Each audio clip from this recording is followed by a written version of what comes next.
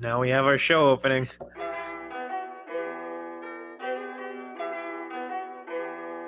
Chris Hansen here, and I'm going to need you all to take a seat right over there and check out Birds versus Boys. I think you're completely right here, and I hate it. Yeah. Hey, idiots. Stop doing dumb things. I got 2 phones. Upside alert. Upside alert. I might go insane. I think you're already there. There's no hope. Hope is gone. If this was an AFC North podcast, we'd be done in 15 minutes. Bob Hope. I'm going to drink bleach. Be the team you promised me you were going to be this year! This is the Consciously Hopeful podcast. I'll be watching.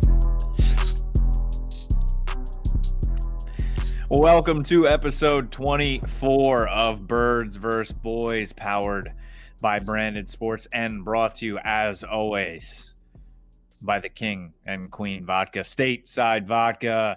Make sure you head over to statesidevodka.com and order your big boys or the little boys. And they even have bourbon dropping later this November. I will be in line that day like people in line for iPhones waiting for the Stateside bourbon. Because if it is as good as the Stateside vodka, it's going to be banging. KMess here with you. And as always, I am with the Bird, Aidan Powers. Later in this episode, we will be joined by Kyle Youmans from DallasCowboys.com. Aidan, how much fun was that interview? It was phenomenal. Well, first of all, that's breaking news to me on this bourbon front here, so that's pretty cool. Mm-hmm. Also, this whole we have Cowboys guests on, and then I like them. I don't know how I feel about that. Like, I walked away from that interview, and you'll hear. So Kyle is 24 and doing incredible work for DallasCowboys.com. If he lived in a different geographic place, like down the road from me, I feel like he and I would be best friends. Mm-hmm.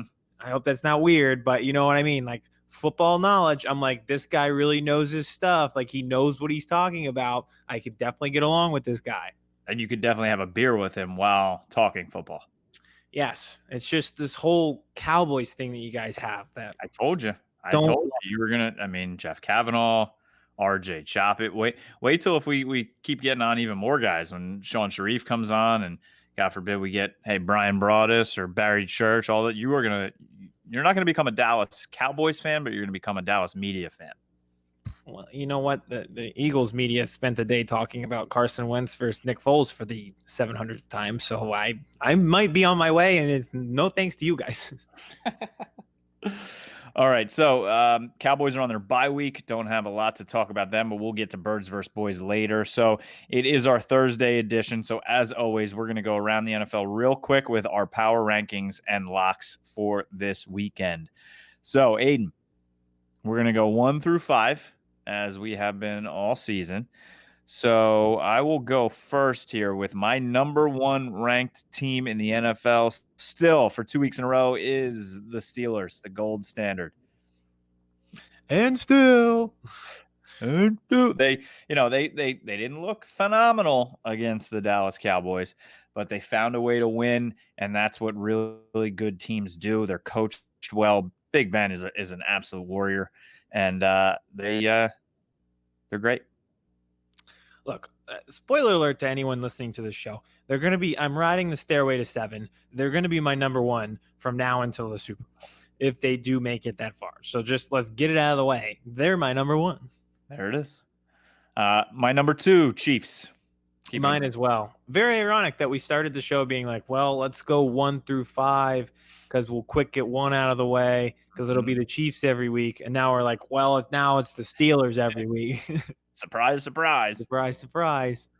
Yeah, Chiefs keep winning these close games. They are vulnerable, but they're still amazing. Yep, pretty much. For number 3 for me, new number 3 team. New team, the Bills. Wow. Yeah. I did not expect you to say that, but okay. All right. I'm growing on the Bills. What they did to Russell Wilson and the Seahawks. Kyle Allen looks really good. And this team, I love the way they're coached. They're just hard-nosed. Nobody circles the wagons like the Buffalo Bills. Number 3. Nobody deserves a championship more than the city of Buffalo with the Bills Mafia. So, I don't agree, but I wouldn't hate seeing them win, if that makes sense. Mm-hmm. My number 3 is the Saints. Okay. I don't know what the Buccaneers were doing the other night. It was a flat out disaster. Mm-hmm. But the Saints are a really well put together team, and they have been ever since they hit a home run on every single pick in that one draft. Hey, Eagles could have had Marshawn Lattimore. You never know. But yeah, so they're my number 3 here and the highest NFC team. Okay, my number 4 for all those reasons are the Saints. Perfect. All right. Fair. Okay. And then my number 4 is the Packers. So really kind of just riding this Aaron Rodgers thing. They recently lost to the Vikings, and that's embarrassing. But I just think Aaron Rodgers is still on this revenge tour where he can carry them pretty far. To me, it just feels like they're in the same trajectory. They went 13-3. They went to the NFC Championship game, and they ran the entire thing back this year. Like, they're on that same trajectory. No, I agree. And that is why my number 5 team is the Green Bay Seahawks. Ooh. Okay. Just, I can't pick. They both are coming off weird losses. I love both quarterbacks, and I refuse to choose between them. So I'm giving both of them, by splitting them in half, my 5th spot. So the Green Bay Seahawks are number 5 for me. That sounds like a team that would be in that backyard football computer game. Yep. Where it's like Humongous Wombats versus the Green Bay Seahawks. That's my fantasy football team name in my big league is the Chicago Cowboys, because my brother's a Bears fan and I'm a Cowboys fan, and it's our team together. There you go. Just merge it all up. Mm-hmm. So there's 53 players on each roster. So that's 106. I did not do very well in math in school, but so I have 106th of that as my 5th pick. And that would be Russell Wilson. Still. I agree. Didn't look great this weekend, but I mean, even Kings have a down week. All right. Those are our power rankings. So again, I have the Steelers, the Chiefs, the Bills, the Saints, and the Green Bay Seahawks. Steelers, Chiefs, Saints, Packers, Russell Wilson. Boom. It's time for our weekend locks that sometimes aren't locks, but are always locks even when they're not locks. Hold on. We might have to come clean. I am pretty sure that last week was the first time that we've both gone 0-2. I agree. Yep. Big of us to admit we could have let everybody forget. Yep. And just kept going and saying they were locks. Although, even bigger of us, I'm pretty sure last week was the week where we joked that, okay, these aren't necessarily locks this week because the games are so bad. So we tried to warn you not to take our advice. There was a disclaimer. Yep. We gave you the key to unlock the locks. It's like when you go into these light shows and they're like, hey, if you have epilepsy, you probably shouldn't do this. You'll probably have a seizure. We said, hey, this slate sucks. You probably shouldn't listen to anything that we say. But we're going to tell you anyway. So listen to it, but don't take it. Yeah, you can do it, but you can't blame us when something bad happens. No, it's in the fine print on the ticker going on the bottom on YouTube. We need a disclaimer, Vince. We do. All right.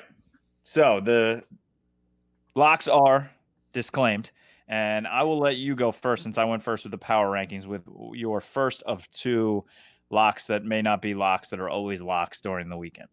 Well, let me tie it back into the power rankings. I have the Seahawks plus 1.5 going against the Rams. I don't see Russell Wilson losing 2 games in a row. That can end it at that. I just don't see it. They're playing the Rams, and I believe that game's in Los Angeles. So it scares me a little bit because the Rams aren't a slouch, but I really just don't see Russ losing 2 games in a row. I agree. Russ cooks. And last week he didn't. He cooked a bad meal. So it's time for gourmet stuff this weekend. All right. Did you see he's trademarking that? And he's I did not, but it's a smart decision on his part. He's going to be selling utensils and like cooking ware and aprons with Russ Cooks on it. Must be easy being famous, right? Like multi-million-dollar ideas just fall in your lap. Yep. And then you could just be like, and then you have other people work on it. Yeah, and then someone else builds that business, and all you have to do is be the face of it. Yep. God, I can't wait till this podcast really takes off, and then that's us. And we do our own cooking ware. Exactly. with vodka. With vodka, yeah.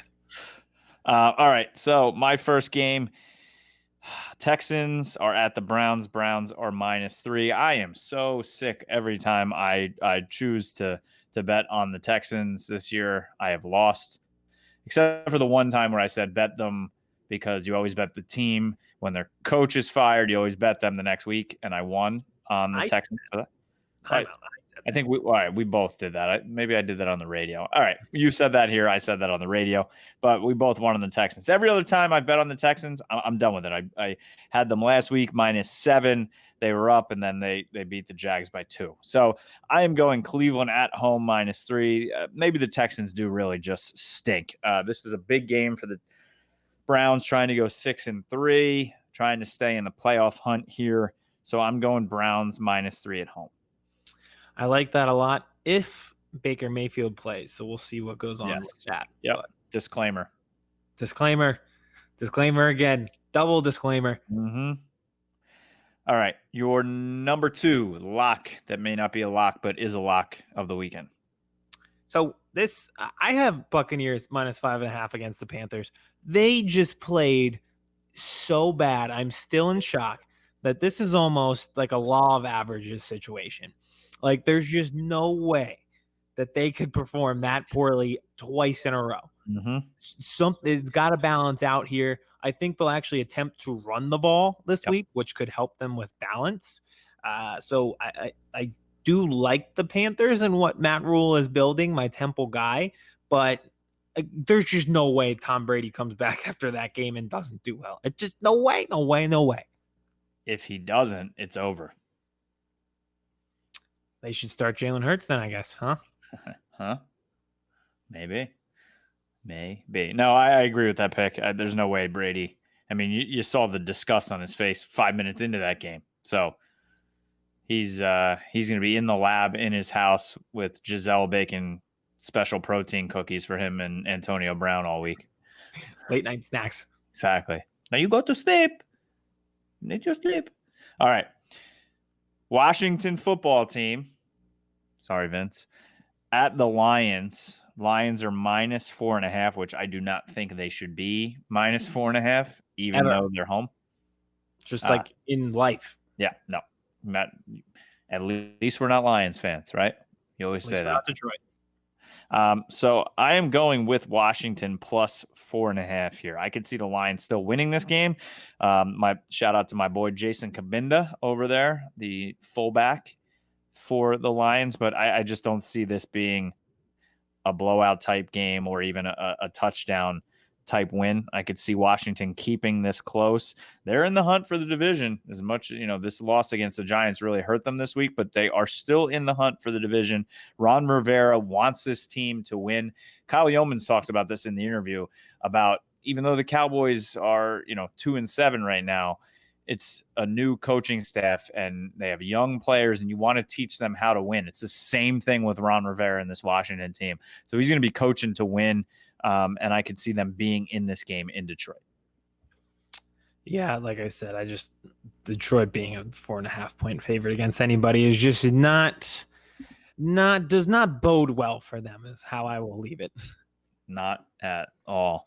So hopefully COVID does not mess up any of these games for the NFL this weekend, unlike the college realm where 3 major games have been canceled. So we haven't had to talk about COVID too much. We thought early in this podcast, 21 episodes ago, that this was going to be around the coronavirus every week, but knock on wood, that hasn't have to be. No, yeah, I mean, you can see it creeping up, and you mentioned college, which is a disaster right now.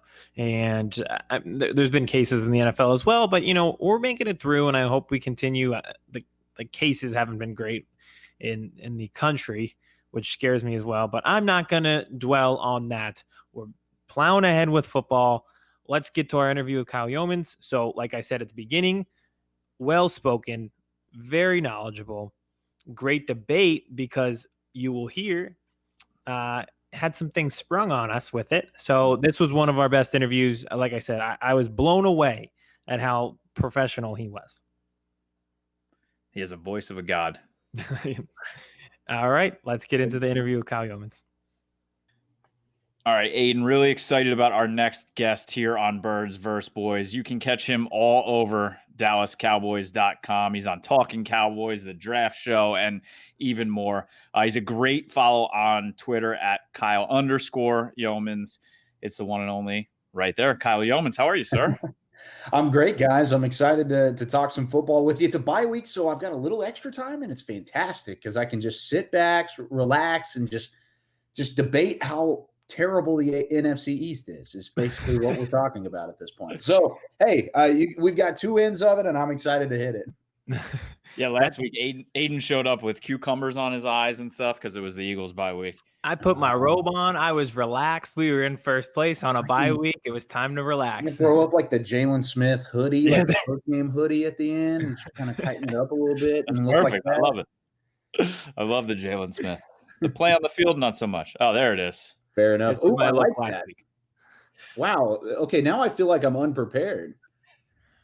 I think I'm just over prepared and ridiculous. one week you showed up mummy. I showed up in a referee shirt this morning to one of our Talking Cowboys shows because yesterday we had a big argument. So I feel that being extra is where the entertainment is. That's where you got to have some fun with it, especially in a year like this too. I know, you gotta right? have a ton of fun with it.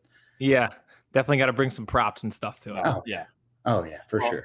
Speaking of bringing stuff, it seemed like the Cowboys brought it a little bit more on Sunday than they have the rest of the season. So I would say it was probably their best game since Dak was gone. And I could even probably argue it was probably their most complete game of the entire season. So would you agree with that, Kyle? And if so, give us some of your biggest bright spots from this game. Yeah, I think in terms of all three phases, you could argue this was your best, even though it did end up in a loss. Because even going back to week 1 against Los Angeles, against a good Rams team, you had probably the offense pitter-patter a little bit. You didn't really have a ton of success there. You had the defense that, of course, was better in that game than they had been all year long. But I don't think you put all three phases, including special teams, in it like you did on Sunday. And it's unfortunate, and it hurt a little bit more because of the loss, because you ended up losing that game to a really, really good Pittsburgh Steelers team. The way that you did, it hurt a little bit more than I think anybody anticipated, because you went into it with little expectation because of the way that the prior 8 weeks of the season had gone. You're like, okay, it's week 9. Let's just go into this undefeated matchup with the Steelers and see what we can pull out. Well, they pulled out all the stops. The reverse on the punt return was fantastic, and Goodwin just took it down that left sideline. Then you had Rico Dowdle special teams wise. Tyrone Crawford blocked a kick, and so you had special teams figured out. Garrett Gilbert came in and provided what seemed to be a spark for the offense, and I think that was something that not only excites you moving forward, because one, it's the pretty much the most competent quarterback play we've seen, like you said, since Dak Prescott was out. And even though it's probably going to be Andy Dalton moving forward, it'll still be something exciting, or it is something to build on, the fact that you saw Garrett Gilbert play so well on Sunday. But the defense was by far the bright spot, guys. I mean, the fact that you go up against a team with so many weapons, like a Juju Smith-Schuster and a Chase Claypool and the Eric Ebrons, James Conner, like they've got so many different guys that they could get the rock to, and you really kind of limited all of them. Nobody really had an outstanding day. Ben Roethlisberger at the end kind of padded his stats a little bit and found a way to win the football game for you, and that's going to happen. He's a Hall of Famer for a reason. But I think overall it's a game you can build a lot off of, and it's something that gets you a little bit more excited for the rest of the season than I think if you would have gone in and maybe lost by 40.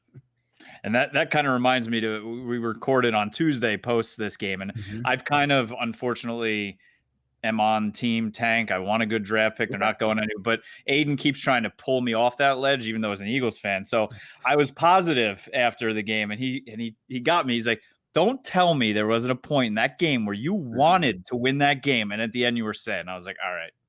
Yes. Aidan sounds like a very smart man for an Eagles fan, especially because that's the thing is even as a draft nut myself, I love the NFL draft. I've already looked at film. I'm already starting to put together my board just because I've always been a draft nut. And really my big break on DallasCowboys.com came from the draft show. So I always have a respect for the draft, and I love college football. Always have, always will. And So normally I would probably be on Team Tank, but where you're at right now with a new coaching staff, you want to win some games. You want to find a way to establish a culture, because I think that's one of the biggest things, especially in a year like this. I mentioned it a minute ago, of 2020 and the COVID season in general. You got to find a way to establish a culture with a new coaching staff, or at least a new head coach. Depending on who's going to be here next year, you don't know what that coaching staff's going to look like, but the head coach is going to be here. And I think you got to at least be in games and competitive in order for that culture to start building. And I think Sunday was a good start. No, it's perfect. Yeah. And that was one of the questions I was going to actually ask for you, because I saw your tweet the other day about the 2020 draft class, and it seems like they've hit multiple home runs in that draft class. But you still feel like your opinion kind of is, we don't necessarily need to tank to build on that. We could build on that draft class just by competing this year. And the division is so bad. You said like putting together a few wins, really a few wins could get you back in this race. So that's kind of how you're trending, is let's build on that class that we hit hard on in 2020, but we don't have to tank to do it. Is that kind of where you're at? Yeah, that's where I'm at, because I think even if you end up tanking, really what it does is give you options, which is fine. Options are great. But at the same time, I don't necessarily know if even we had a top 5 pick going into the April's draft, then I don't know if we would pick there. I think we would maybe trade back down, because the way that things are shaping up in terms of the draft board is, it's not a very strong defensive tackle class. It's not really a great edge rusher class. There's 1 or 2 guys that are in there. And then it's really good in terms of those mid-first round corners. There's like 4 or 5 guys there that could be starters at the corner position next year coming out of college football, but they're not top 10 picks at the same time. They don't have that elevated high ceiling that you would need. Sure, there's a ton of quarterbacks. Again, there's going to be a bunch of wide receivers. There's a couple running backs that might sneak into the first round, but of course that's a position that's a little less valued in terms of draft capital over the last couple of years. So right now, if you're going to get a top 5 pick and you're Dallas, you're not going to take a quarterback there, no matter how much people may want to. You're not going to take a quarterback there. You're going to try and trade back, and you're going to try and maybe work your way into that sweet spot of the 10 through 20 mark, and then add on some extra picks down the line. So right now, Team Tank, all it does is just teach some of these younger guys in a young team how to lose. And Trayvon Diggs is out with injury. That's unfortunate. I tweeted that before we had heard the news out of his injury, and I wish he would be available for the rest of the season. But you talk about CeeDee Lamb, Trayvon Diggs, Tyler Biadasz, even Neville Gallimore. That's 4 picks right now that are starting for you, no matter what, that are legitimate starters. And I know 2 of them just got hurt, which is unfortunate. But the fact that you got 4 legitimate starters in their rookie season, that's a home run draft already. I mean, you talk about a home run draft, and that's huge immediately. And then you have some guys that you're trying to build, like a Reggie Robinson and a Bradley and a Ben DiNucci. Those are guys that are making the team, but they may not just be ready just yet. They're not ready just yet. And so you haven't seen as much as those guys. But overall, you did a fantastic job of scouting last year. You hit a home run in the draft, and you can do that again no matter where you pick. And so that's why I'm not necessarily Team Tank right now. And ladies and gentlemen, this is exactly why Kyle will be back with us during the offseason, because we are both draft nuts as well. And you mentioned Gallimore, and I feel like it was obviously his best game as an NFL star. It was his second start, I believe, his best game as an NFL pro. They had him playing at his strengths, I feel like, going up the field, which is what he's good at. And then you mentioned Diggs, who loved seeing the 2 picks, even though in the loss, on Carson Wentz, even though Carson loves to give. I could probably pick off Carson Wentz. Aidan's shaking his head, of course. Hold on. But the thing that I'm upset about, too, is now that Awuzie is getting activated, I really wanted to see Diggs and Awuzie play together, because they haven't had that opportunity enough yet this season. And now that Diggs has more experience under his belt, I feel like that tandem would have been great to see grow together. Oh, 100%. Because right now, we talked about this earlier with Nate Newton and the fact that Trayvon Diggs is out. You're starting to find out who's going to play next to him next year, because you have so many question marks in that secondary, whether it's the contract of Cheeto or Jordan Lewis, who's been on and off kind of hit or miss this year, but hasn't made those big plays that we've thought about previously. And so you have some question marks back there. Plus, that's probably where you're going to attack a lot of your draft capital. You're probably going to take a safety. You're probably going to take a corner. I don't know how high either one of those are going to go, but you're most likely going to make at least one selection in each of those spots. So you're going to have some extra bodies back there, but Trayvon Diggs is there. Anthony Brown's there because you signed him to a longer-term deal and an extension this past offseason. But who else is going to be there? Is it going to be Jay Lou? Is it going to be Cheeto? None of the above or both? And I don't think it's necessarily going to be both. I think you're going to have to make some pretty tough decisions coming up. Xavier Woods back there as well. The communication between corner and safety hasn't been great this year, and so Xavier Woods can kind of be blamed for that as well. So I think overall you're going to have a ton of question marks, and it would have been real nice, I agree, to see Cheeto and Trayvon Diggs and really your entire secondary healthy at one point, because it hasn't happened since the first half of the Rams game earlier this year. Yeah, it hasn't. And Aidan will attest. I mean, from the beginning, us going into the season with Darian Thompson starting at safety, I thought there was just a big miss in the safety position this year. But so you mentioned Garrett Gilbert. Great bright spot during this game. And I read your piece on DallasCowboys.com already today. But for some of the people that haven't, Gilbert or Dalton or Gilbert, where do you stand on who you would like to see starting for the Dallas Cowboys after the bye week? Yeah, so the question in that article on DallasCowboys.com is, should they consider starting Garrett Gilbert over Andy Dalton? And I said consider. Absolutely, because of the way that he played. I think overall you have to say he played well enough to earn the starting job right now. I mean, of course, Dak Prescott's the quarterback, but right now he played better than Andy Dalton has played in the short amount of time that they've both seen the field. And Gary Gilbert, just eye test wise, statistically, overall was better and was more elusive in the pocket with a banged up offensive line.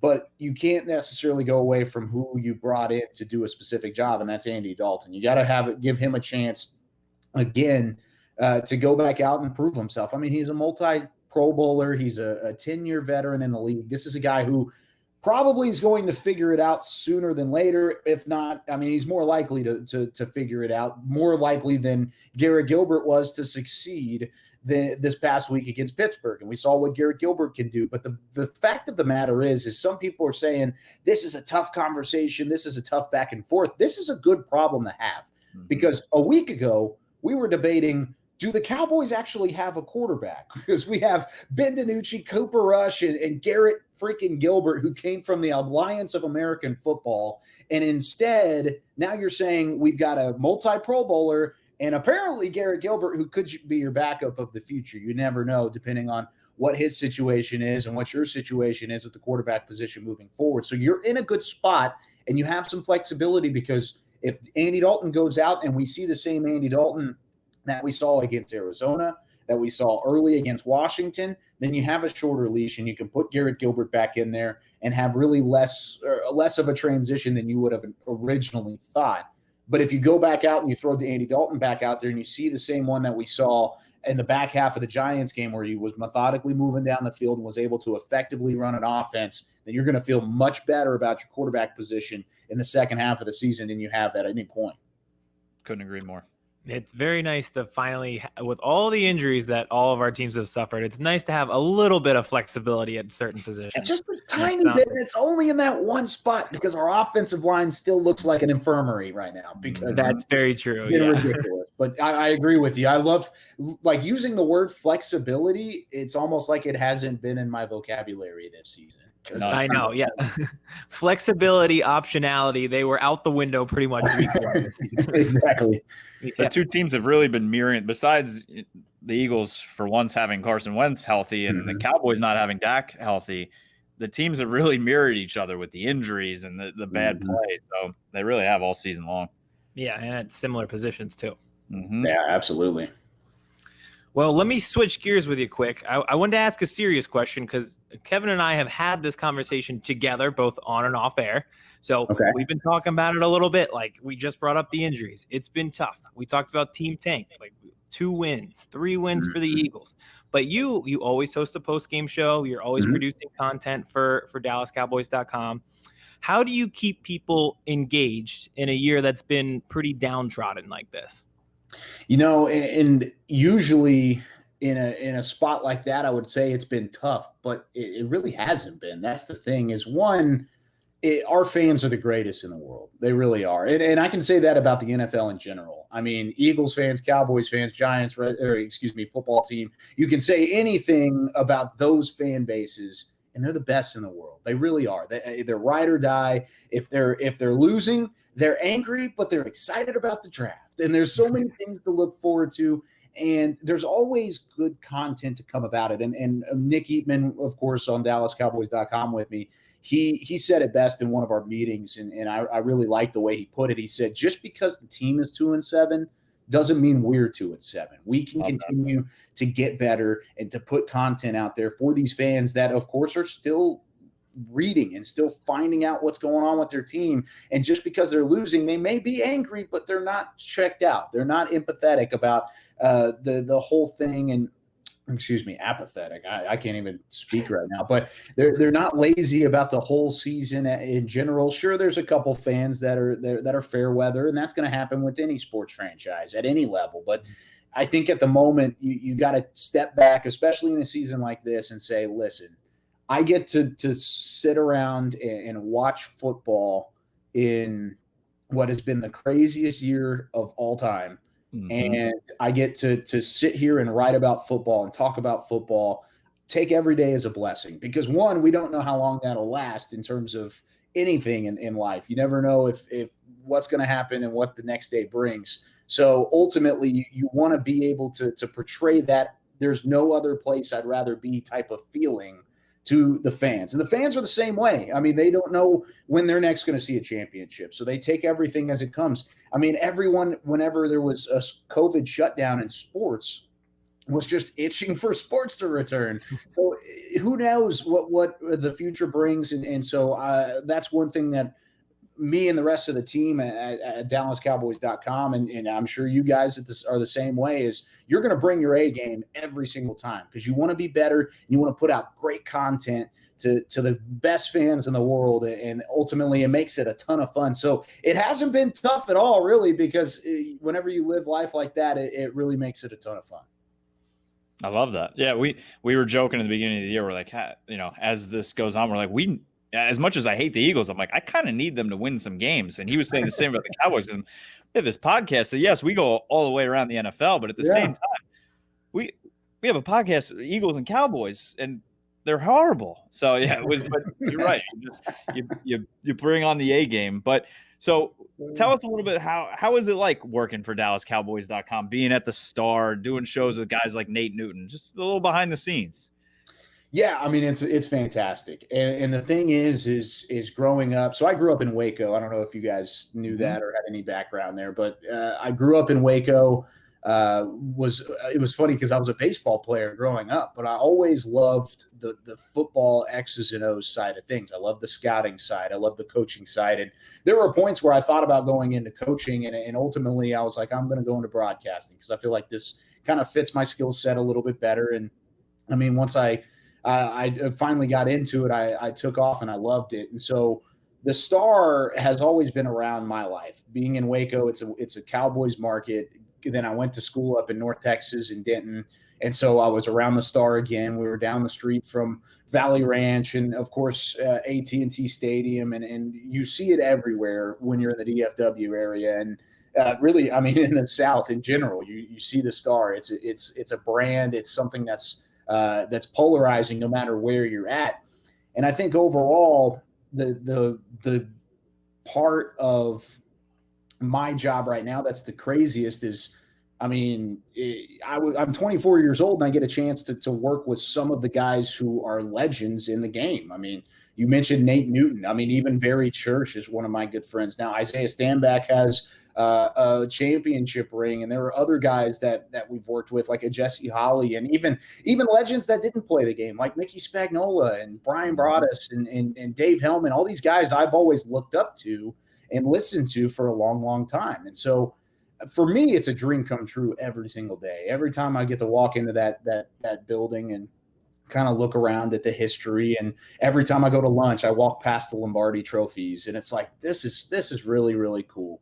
And it's something that, like I said, I don't take a day for granted, but at the same time, I'm learning, and I'm trying to be a sponge and soak it all up. I mean, I get to watch the game every week, because of our pregame show and postgame show, I get to watch it every single week in studio with a former offensive player in the NFL, a former defensive player in the NFL, and a guy who played offensive line and played in the trenches and should be in the Ring of Honor, and Nate Newton. And so I learned so much every single week just from sitting there and joking around with the guys, but just hearing the way that they break down the game and learning from them along the way. It's made me smarter. It's made me understand the game more than I ever have been in the past. And that's something that I hope to portray on the fans and in different content throughout the year. And it's something that I have a ton of fun in doing. And there's nothing like working for the Dallas Cowboys. It's been an absolute blast. And I will say, so been a Cowboys fan my entire life, but I live north of Philadelphia. So I kind of have a little bit of both worlds. My wife's a diehard Eagles fan. That's why the banner's behind me. But so I can tune into Eagles radio. I peruse their website, and the coverage with the DallasCowboys.com and 105.3 The Fan and everything down in Dallas is done 1,000 times fold, I feel like, than how other teams are covered. I mean, when I'm watching the draft every year, yes, I have it on TV, probably on ESPN, but I have it muted and I have the draft show on my AirPods because the analysis that you get is beyond. You mentioned Brian Broaddus and all those guys. It's unbelievable what is brought to the fans. And I always say, he says, educate. And it's true. You guys educate. Educate, baby. I love it. So it's much appreciated by everybody and far out of just DFW too. I appreciate that. And hey, don't knock on those Philly guys too. They got we love them up there. We've had Harry Mays on. We've had a couple of those guys. We love them too. No offense, but they spent the day again today having the argument Foles versus Wentz. So I think the Cowboys market might be a little bit better right now. No offense to them. But gracious. Well, I mean, to be fair, there's been Romo Dak conversations, I guess, for a long time here. So it goes both ways from time to time. I guess every team has their argument that when there's nothing else to talk about, we're gonna fall back to this one. Yeah, it's like Browns win one game or don't win any. No. Yeah, that's a big one right now. It is. All right, so we told you this show is Birds versus Boys. So Aidan and I always get into it, sometimes politely, sometimes not politely. And whenever we have a guest on, we always have them sit in for that person. So I'm going to have you sit in for me as the boy of the show today. Okay. And I'm going to give you guys a little topic. I'll let Aidan go first because I know that you'll crush him, and I'll let you finish it.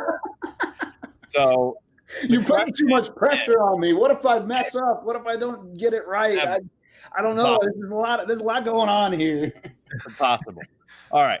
So this question's going beyond this year with the two teams. So Cowboys sitting at 2-7 in line right now for the third overall pick. The Eagles are 3-4-1 in line to win the division, which is absurd. So taking everything into effect, where they're at right now, draft status, salary cap next year, players that may be here, players that may not be here, coaching staffs. Which team do you honestly feel is set up better going forward in the future? Aidan? You want me to go first? Yep. All right. Well, I feel like I have a cop-out answer to that, and then I have a real answer. And I'll give you the cop-out one first is neither of us are great set up in the future because you need to win your Super Bowl in the window where your quarterback is still on their rookie deal. So we did that. Okay. You guys didn't do that. Now you have to commit so much money to a quarterback going forward that it's tough to build a team around that. So that's my cop-out answer. Obviously, I'm going to choose the Eagles going forward. The salary cap situation next year isn't great. Certainly doesn't help my debate point, but it's something that Howie Roseman as the GM, that is his strong suit. We talked about the Cowboys hitting home runs in the draft, and the Eagles haven't done that. But 2020 has felt different. I have high expectations for Reagor. Jack Driscoll on the line, I think, can be a stud as well. So he does his best work with the cap. Therefore, I'm not worried. They have a solid core.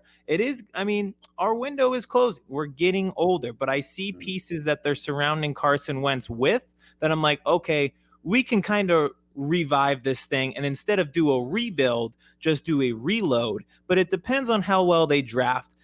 I was nervous because I hated our 2017 draft. But, here's a perfect example.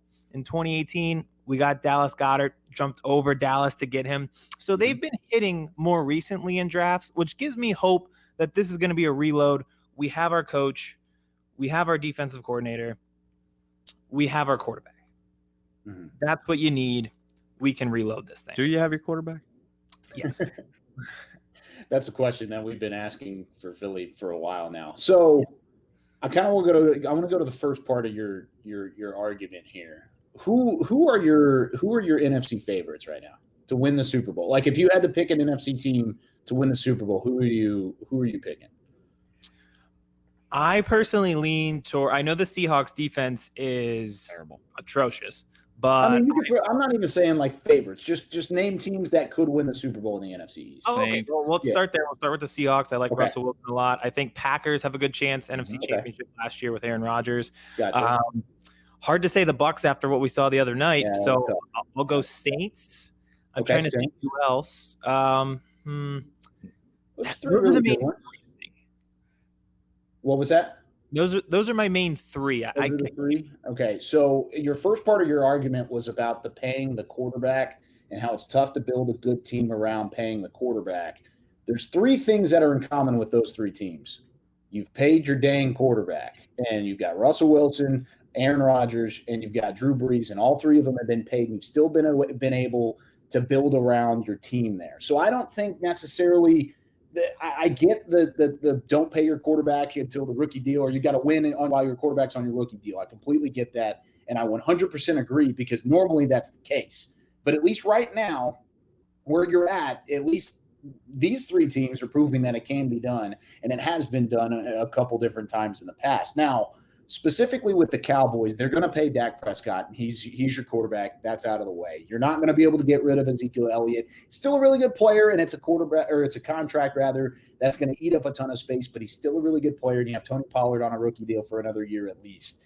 The weapons outside, great. I mean, you talked about your weapons, and I love Jalen Reagor. I think Hightower is going to find a way into being a really good wide receiver, and they're going to replace some of those older guys like Jeffrey and Deshaun Jackson. I think the Eagles have a fantastic group of weapons as well, but I just think the Cowboys have better ones right now, and I think that's the case with CeeDee Lamb, Michael Gallup, and yes, you paid Amari Cooper. A lot of people didn't want that, but he's still right now statistically a top 5 to 10 receiver in the NFL, the way that he's able to continue to stay consistent and to put up numbers there. So the biggest question offensively is the offensive line. Well, you've got a rookie in Tyler Biadasz that seems to be like the future center. You've got Zach Martin, who's an all-pro and should be an all-pro for the next 2 to 3 years at least in that realm, depending on health. And then hopefully next year you get your tackles back. La'el Collins should be around for the future. Tyron Smith is a question mark, but at least maybe 2-3 years left on his deal. He could provide a good spark over there at the left tackle spot. So I feel better about my offensive line next year and moving forward than I do this year by a lot, because the offensive line, like I said, is an infirmary. Now we move to the defensive side of the football, and this is where I think things get a little bit more interesting, and people may not agree with me here. But whenever it comes to the defensive line for the Cowboys, you have Randy Gregory back, and you have him under contract for a couple years. You have DeMarcus Lawrence, who continues to show that he's one of the better pass rushers in the NFL. And then you go to the interior of the defensive line, that has just been absolute garbage all year long, and it's been fantastically terrible all year until Neville Gallimore showed, hey, looky here, we might have something. And I think that's something you can build on. Now, it's a little premature for me to say this is going to be a all-pro type of defensive tackle, but I loved his tape coming out of the draft. I love what he brought to the table on Sunday. It made him look like he could be an all-pro type defensive tackle. Then you go to the secondary. We mentioned the questions there. That's going to depend a lot on what you do in the draft. It's going to depend a lot on what you're willing to spend in free agency to pull some guys, maybe some younger guys that are out there on the market to come in and play well for you in that system. I think the one big holdup on the defense is Jalen Smith. I think his contract was signed a little bit early, and that's holding you back because he was anticipated to progress when he actually regressed. And I think That's what's killing you defensively right now is his contract right there. If you can get rid of that and find a linebacker that can come in and play downhill like he was supposed to and can actually change direction, you're going to feel a lot better about your team overall. If you're asking me for the future, what was the question? Next 3 to 5 years? Is that kind of what we're talking about? Yep. I think as soon as next year, you can be back into being a contender for the Cowboys. I don't know if the Eagles could be back into being a contender at that point, just solely based on the fact that I think there are a couple more older holes, and I think there's a couple more things that are a little bit leaky in Philadelphia, as opposed to the Cowboys, which now have a chance with a bonus pick, basically, to run it back after they were supposed to be contenders heading into this year. Yeah, and the two things with the Cowboys, so everyone who listens knows that like CeeDee Lamb was my guy. So anytime we get into it, I get into like one of these debates, someone brings up the weapons, and everyone knows I can't say anything because I've spent months talking about CeeDee Lamb. And the other thing, like you mentioned, having almost this bonus pick and Jalen Smith being the real issue. It's like if they could get rid of that contract, if they plug in Micah Parsons with that top 5 pick, it's almost like, okay, this defense goes from bottom half to top half almost overnight. So I definitely get where your points are coming from for sure. I still think maybe the debate could be split up next 3 to 5 years because I look at guys on the Eagles like Lane Johnson and Brandon Brooks who are going to be all pros. Very good players, But half a decade from now, I don't know. So maybe it could be split up 3 years versus 5 years. Kind of depends on the time frame that we're looking at. But I do agree with a lot of your points. The other thing is I don't think either one of these two teams are going to be bad for a long period of time. I think, like we've talked about earlier, they've kind of mirrored each other in the fact of injuries and weapons added and different things that you've kind of gone back and forth with.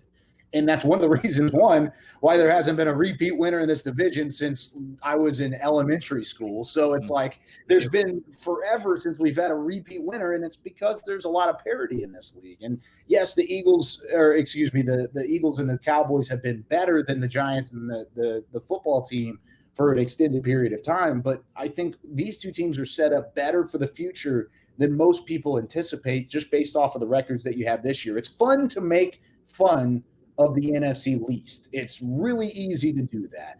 But at the same time, you look into the future and the Cowboys are going to be good again very soon. And they were supposed to be good this year. Things just didn't work out. I'd still trust Mike McCarthy and what he's bringing to the table. And you're starting to see the coaching staff maybe turn the corner a little bit with this roster and with this crazy season. I just think the Eagles are in that same boat. I think Doug Peterson's a fantastic head coach. I think he's going to get back to the mountaintop at some other point down the road. I don't know if Carson Wentz is that piece at quarterback, and that's kind of the debate that we've been having. But if you add somebody else in there, hey, maybe not. Who knows? It might be longer of a window that you could deal with there too. So I think overall both sides are in better spots than the record indicates right now, and it's not going to take very long to get back up there. And I just can't wait for the Eagles to win the division at 6-6, 9-1, and then they have the 23rd pick, and they take some corner from Western Michigan who's off the team in 3 years. Western Michigan. Hey, you row the boat. That was where that started with PJ. Exactly. Black. How about PJ that? Black, baby. Yeah. All right, Kyle. Tell everybody where they can read you, where they can watch you, where they can follow you on Twitter. Yeah, so you can find me like we talked about earlier on DallasCowboys.com. I'm on the Draft Show. I'm on Talking Cowboys, and I also host the pre- and post-game show coverage on DallasCowboys.com as well. You can find me on Twitter and on Instagram at Kyle_Youmans. It's the same thing. Here, I'll point to it right here. It's the same thing that this is right here. I'm a bad weatherman whenever it comes to like the different directions and stuff. No, it's right there. Just put an @ sign in front of it, and it'll be you'll find it for me. But yeah, I mean, I have a ton of fun speaking with you guys. I always love answering fan questions, so send them to me if you ever have them. Absolutely. Yeah, no, we're going to have you on immediately when we start talking draft, right? Oh, yeah, let's do it. That's fine with me. Have me on every week. I don't know how often you guys do this show. I'm going to have to start tuning in because I need to hear twice a week. Trash Eagles points. Well, we could do the Youmans minute or something. We'll figure something out. It'll be good. Well, you guys do a fantastic job. I appreciate you having me. Awesome. Thank you, Kyle. Appreciate it. Appreciate it. Again, a big thank you to Kyle Youmans for that fantastic interview. Like you said on the front, Aidan's so knowledgeable, so professional, knows his stuff. We got to send him a bottle of stateside vodka, I think. I am not in control of that process, but I think we can make it happen. Maybe a shirt. I got a few of these stateside shirts. Maybe I'll send him my shirt. We could do that. We're like the same age, same size. I feel like we could get that for him. You could sign it. Yeah, absolutely. Yeah. And we will definitely be thinking of how we can involve him more in the show, because you heard he wants to be on more.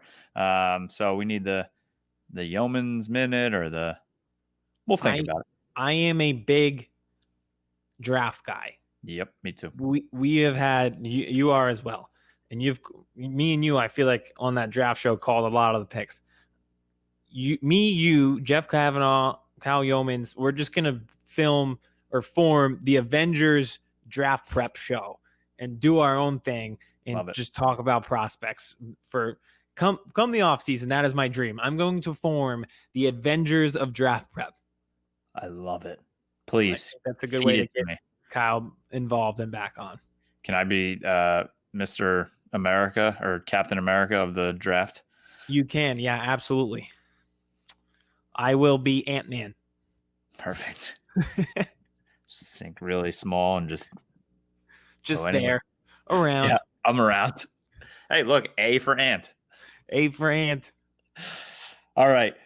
I've got nothing really to talk about with the Cowboys. All I'm going to say is that Tyrone Crawford is now on COVID protocol. So COVID has kind of hit the Cowboys, but they're on their bye week.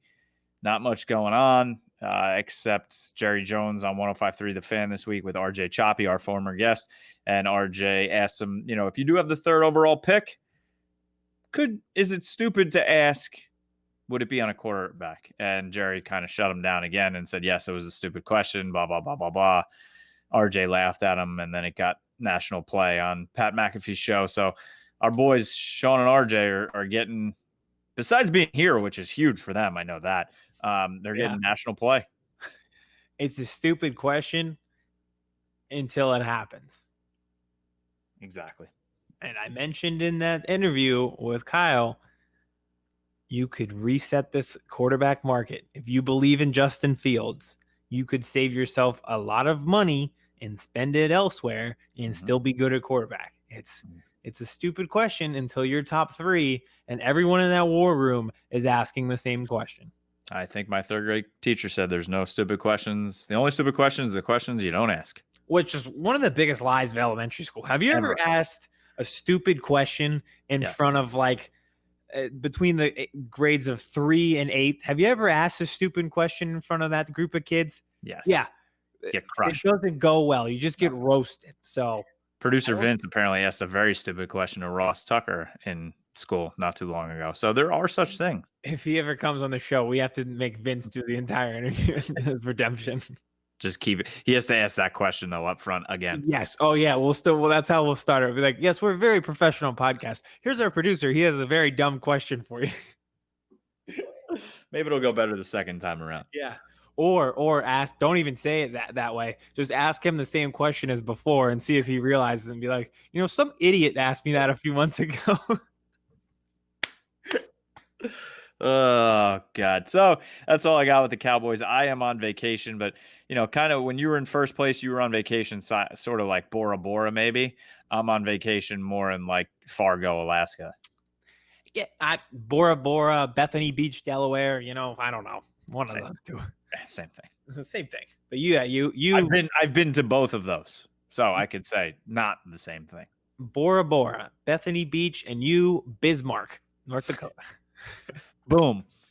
There we go. All right. You want to get into a team that plays this week? Sure. Okay. Okay. So the Eagles play the Giants. This is a big divisional game. You can't take this lightly, and you definitely don't want to lose another divisional game. I have been thinking long and hard about this game today, and most of it has to do with the return of Alshon Jeffery.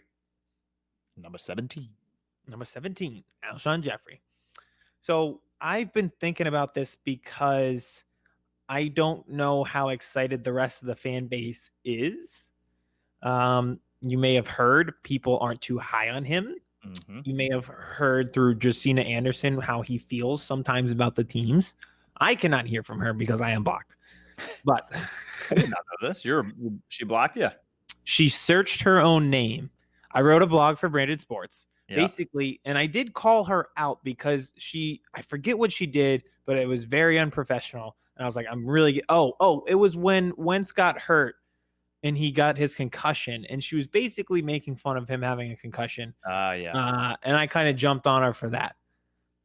I occasionally get too carried away defending Carson Wentz, but this time I feel like I was okay. In the right. She searched her name, and I tweeted the blog, and she blocked me for that. So yeah, that's where I stand with her. I take that as a badge of honor. Me too. Yeah, I'm not one of those people who trolls people on the internet, but I mean, I don't root for people to get concussions either. Mm-hmm. So back to Alshon, her best friend. I'm actually a little bit excited to see what he has. I think here's a good analogy, bringing it into the entertainment specter. So Alshon is like Andy from The Office, who when he started, everyone was like, all right, this character's pretty funny. Like, I like this character. And then he gets to the point where later in the season, like he's not as nice to Aaron, and they break up, and he's a terrible manager. He basically just quits on the entire branch, and he goes on a boat trip and just leaves them be. Punches everyone's the wall. Yeah, he just goes away. So everyone sours on him as a character and in The Office. His castmates on set. But then at the end, he has like a sweet ending. He has some of the best quotes of the finale. Yep. It comes full circle, and he gets his dream job at Cornell, and it's a sweet, sweet ending. I'm hoping that's how it goes for Alshon. This is clearly the last few months of him as an Eagle. I hope he gets that ending like Andy got in the series finale of The Office after pretty much 2 years of people just, writing him off and souring on him. I hope it's not. I hope it's more of the Will Ferrell character in The Office, where he becomes the manager and is just terrible at his job. D'Angelo. Angelo. He's terrible at his job, and then he's just gone like 4 episodes later. Honestly, there's been a lot of Eagles who have taken that route. They were there for part of a season, were terrible, and then they were gone. A lot of Angelos. Yeah, there's been a lot of D'Angelos in the Eagle sphere. But no, I think he can still produce. And here's my main thing with him. So Travis Fulgham, with each passing week, it seems less and less like this is a fluke. Like he may be a legitimate weapon. Even though you forgot about him in your 5-year plan. I did forget about him in my 5-year plan. That would have really helped in the debate, huh? When he was listing all of the weapons that the Cowboys had, I probably could have brought up the guy who has the most receiving yards in the NFL since week 4. That would have helped. I'm an idiot. Oops. Nothing. That's not breaking news. But yeah, so all right. But he's still inexperienced. This is still relatively year 1. But Alshon has plenty of experience. So if he has anything left in the tank, I really like where this could go with both of them on the field. Mm-hmm. Them and Reagor and Ward and Dallas Goedert, and maybe Miles Sanders plays. It's hopeful that he will. I genuinely cannot remember when Carson Wentz had this type of weaponry around him last. Like, what week did he have this many weapons available? I'm trying to think. I don't know. Yeah, exactly. Think about it. His MVP season before he got hurt. That was what I came up with. And Vince is saying when he had Dorial Green Beckham, I wish. That was the dream. He was supposed to be Alshon before we actually went out and got Alshon. Yes. So you could make the argument week 1 of last year, the one game where Deshaun and Alshon were healthy. But even back then, Miles Sanders was in week 1. He was a rookie. Yep. Jordan Howard wasn't doing much. You had Zach Ertz, but it wasn't like Dallas Goedert had his breakthrough yet. Yep. I go all the way back to the Broncos game in October of 2017 with that was like right after they traded for Jay Ajayi. So they had like the 3-headed backfield around. Yep. They had 3 solid tight ends, 3 solid running backs. And then they also had Alshon in his prime. So it's like, it's been a while since we've seen Carson Wentz with this weaponry. So I am excited to see, hopefully, and biggest thing, offensive line could be healthy too. So we'll see. It's good to be positive for once. Did I say you're cautiously optimistic? One could say I'm very cautiously optimistic. Maybe even one step above cautious. A little dangerously optimistic. No, and you know what? In Philadelphia sports, if you get dangerously optimistic, it's like, here's an example. The Phillies signed Bryce Harper. You're hopeful. You're optimistic. The Phillies don't have anyone to run the team at this point.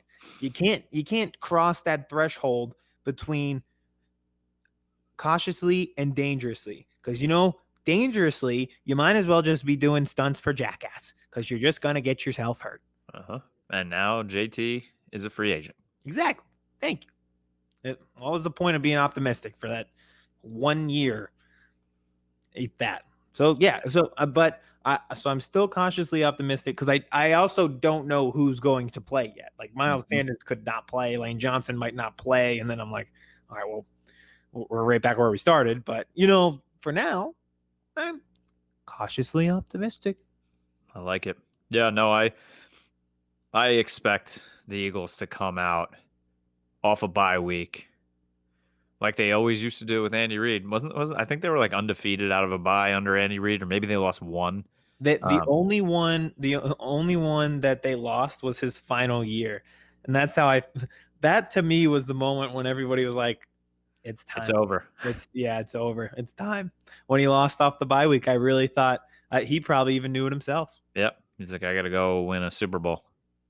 Not here. Yeah. Somewhere else. But yeah, so we'll see. I'm hopeful. I'm optimistic. This one's on Carson. If he has the weaponry around him, that's been my biggest complaint. People have put all the blame on Carson. I've put the blame on the environment. So if he has the positive environment, I would like to see good results from my good friend Carson. Yeah, it's he's got to perform with the weapons. Has to. Yeah. It's getting to be crunch time. But we're getting healthy at the right time, which is, it feels like you're on the right trajectory. So that I hope that is the case. Yep. All right. You got anything else? No, that's it. We'll see. And welcome back, Alshon. And thank you to Kyle. Yeah. No, Kyle Youmans. Again, make sure you follow him at Kyle_Youmans. If you're a Cowboys fan, head over to DallasCowboys.com. Watch him on Talking Cowboys, on the draft show, pre, post, half with Nate Newton, Barry Church. So, yeah, it was another great guest. We have some more lined up on the very professional calendar that Aidan put together. And we will be back next Tuesday on Birds vs. Boys. Make sure you follow Branded Sports at Branded_Sports on Twitter. Follow us at Birds vs. Boys Pod. And we are giving away a shirt too. We're giving away a shirt on our podcast here that is going to drop on November 24th. It's a Jaeger. Wow, I'm struggling right now. A Rager Bombs. I would do some Jaeger Bombs though. That's a spinoff of that idea. So I see where your brain was. My brain went back to college.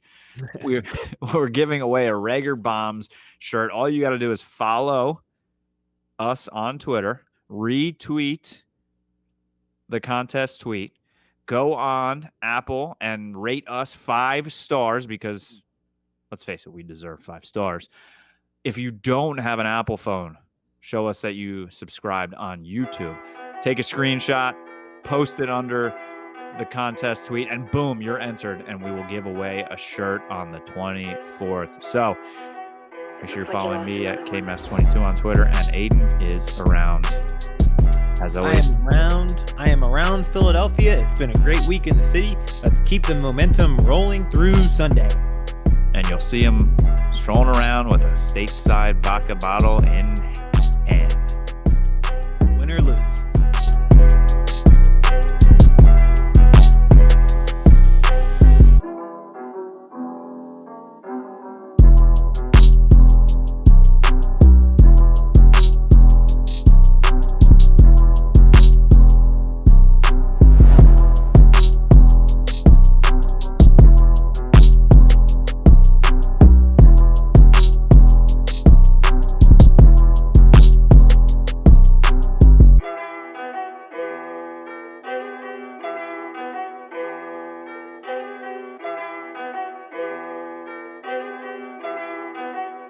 Looks like you lost another one.